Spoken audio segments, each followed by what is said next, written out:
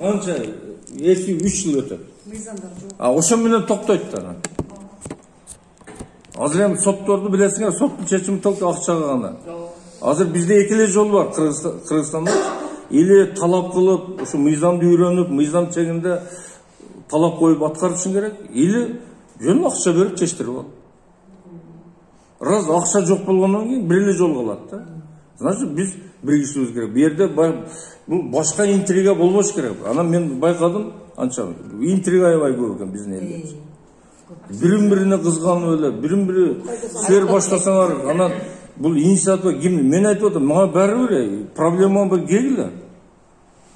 Men ertishga men de ertishim. Bir mizamda narsaga jetishimiz kerak da. Anan o'sha Vilyanyani dile kızganıp, o o'tib ketadi, bu o'tib ketadi. Bizde anday emet yo'q.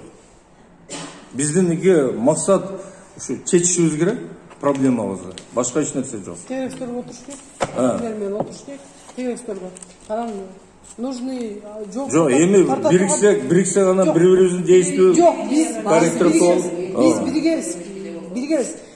Misal үчүн коомдук бирикмелердин көбүнүн азыр ошибкасы мындай болуп атат да. Жана сиз айткандай, жана айтып аткан нерселер, мен кайта албай эле коеюн.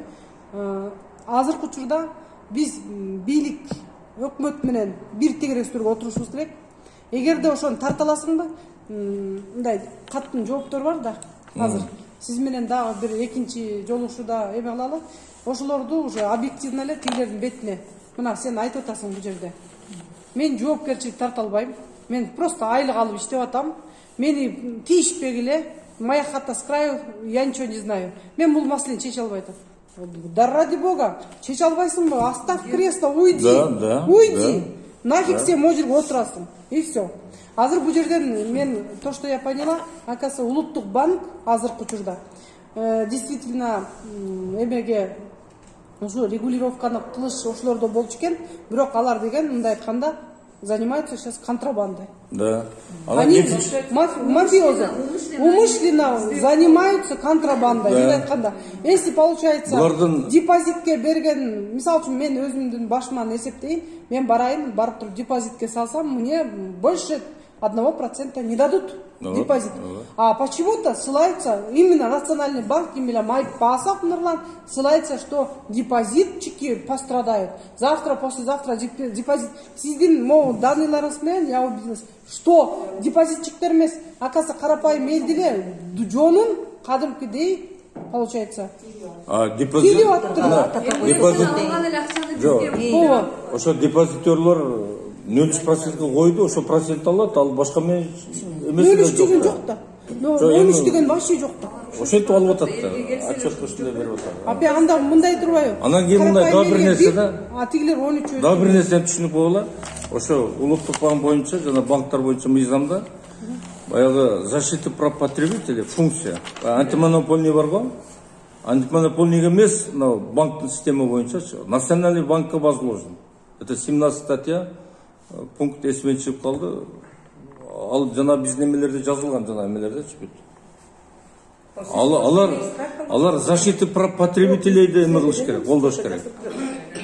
Айтпасын, наоборот, коммерческий банктардын кызыкчылыгын колдоп бизге төгөрөкчүлүк уюштургандан. Кантип биз менен жок, эме тиги азыр түздөн түз уже тегерек чакырып туруп эле Абдугулов кетсин немедленно, Майпасов немедленно кетсин, экономика министри кетсин, финансы министри кетсин, бардыгы кетсин. Эгерде нарушениялардын барысына мондай криминальный нерсе менен элге каршы иштеп аткан болсо кетишсин. Эмне кереги бар?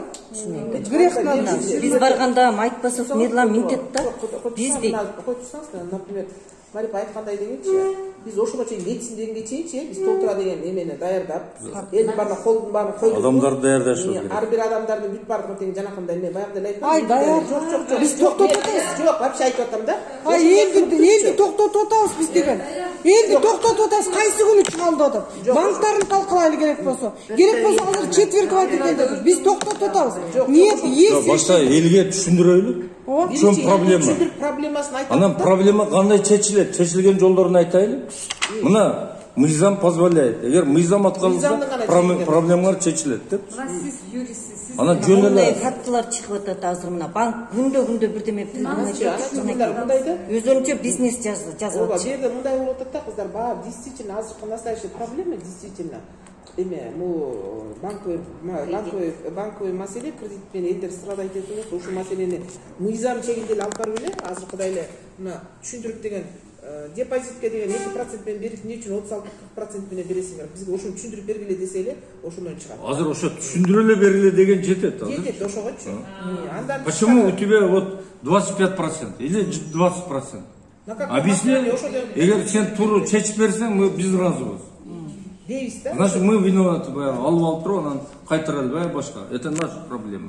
Мыйзам чегинде деген алардан требовать этпесек эч нерсе кыла албайбыз да. Ошон үчүн мыйзам чегинде требовать этсек, бүт алар бизге деген ийилип да берет, и мыйзам. Булардын ставкасы ошо эл бириге албайт, эл түшүнбөйт. Түшүнгөн үчүн. Ошого гана булар деген басым жасайт. А жанакы Булар виден чакырып алып эле неме кылат. тиги Мына бизде мындай деп жазганбыз. Мына Фейсбукта бардык жерде. Он не посредник, он защитник, потребитель. Он там такую должность имеет, и он зарплату получает. Он должен защищать Тиешелүү потребителя. чечимди ошолор алыш керек да. Значит, могу канча жылдык неме срокто элдин куураганын мисалы үчүн баарын чогултуп туруп компенсировать этсе, буларды эме өлдүм дегенде уже уголовный кодекстин эң строгий эмеси менен кесиш керек экен да. Ушул убакытта Мына силер биринчиденчи, мен силерден сурайт элем. Мына биздин эме Фейсбукта, по-моему, бар эле жерде бар. Бар. Мына жалпы Кыргызстандын өнүгүүсүнө кайдыгер эмес жарандарга кайрылуу деп чыгарганбыз. Мына бул жерден башталган эле жазып атат. Мына насыянын пайыздары ставка эмнеден куралат? Депозиттин ставкасы биринчи, экинчи банктын чыгашасы операционный расход, үчүнчү банктын пайдасы, төртүнчү банктын насыя тобокелчилиги, риск. Бешинчи насыя келишими. Булар эми насыя келишим кол койдуруп алып, мен кол койгон дейт да. Бирок мыйзамда андай эмес. Мыйзамда эң главный принцип банктар үчүн бул акыйкатчылык, тууралык, баягы социальный ответственность. Социальный ответственность деген социалдык жактан эч кандай зыян кылбай келишимге деген. Устав негизинде. Жок, банктын мыйзам боюнча эң негизги принциптери банк системасынычы. Ошол жерде 7-8 принцип бар. Ошол принциптер бүт барды тетрактарылат да. мындай можно вопрос?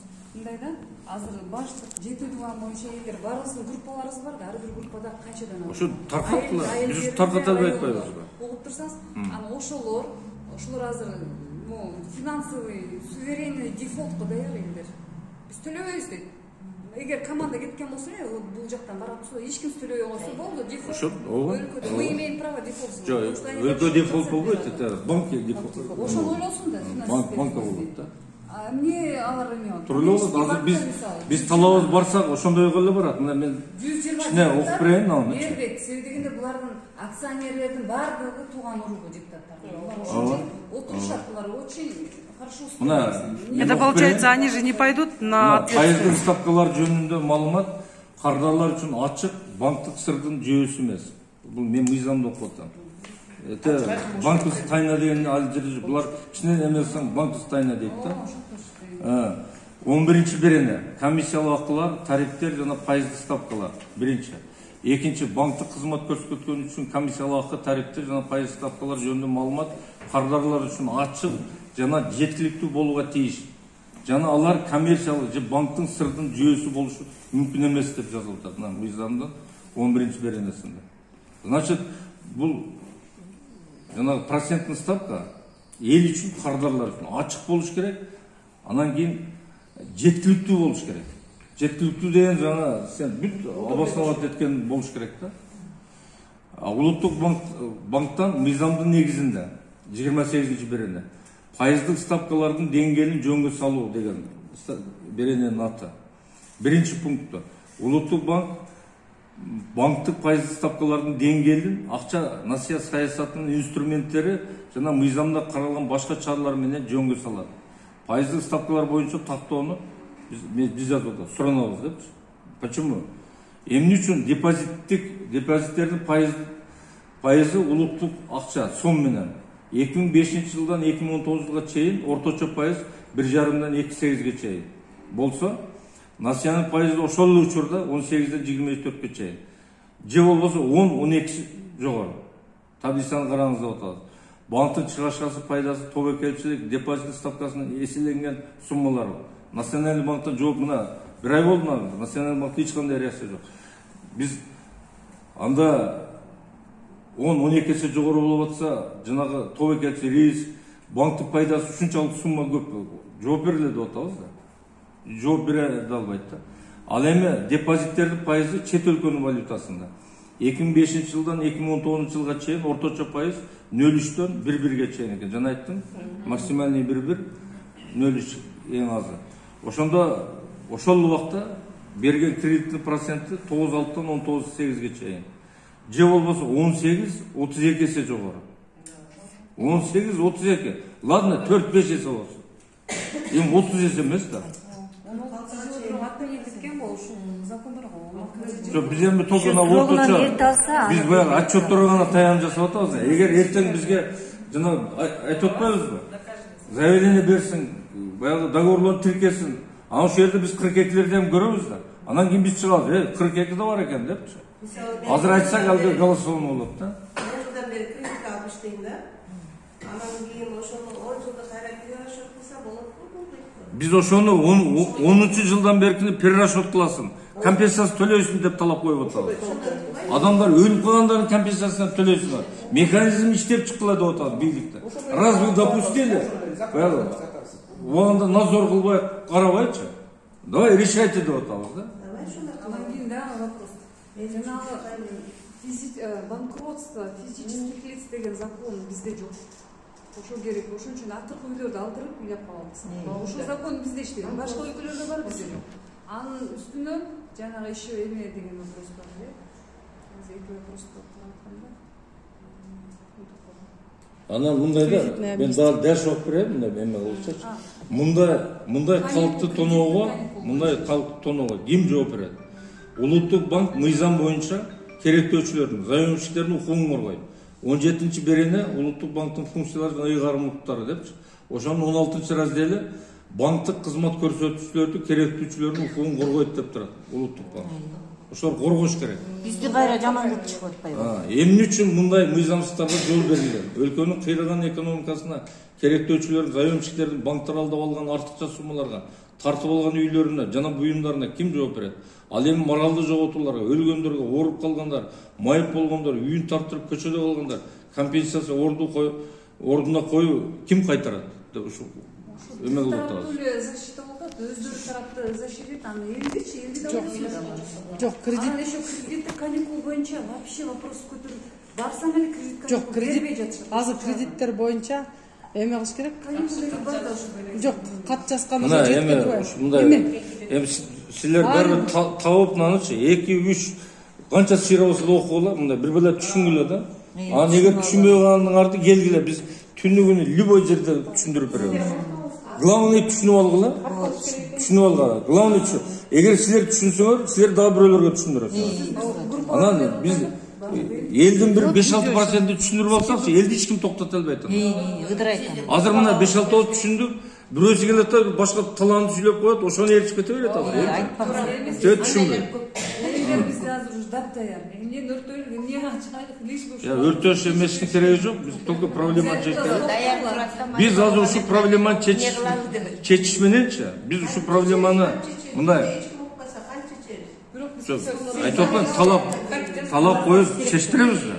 Туз бийлик ошо керектүү чечимди кабыл алсын. Эгер биз азыр ушу проблеманы чечилсек, мамлекеттин өнүккөнүнө ham жолдо чабыз.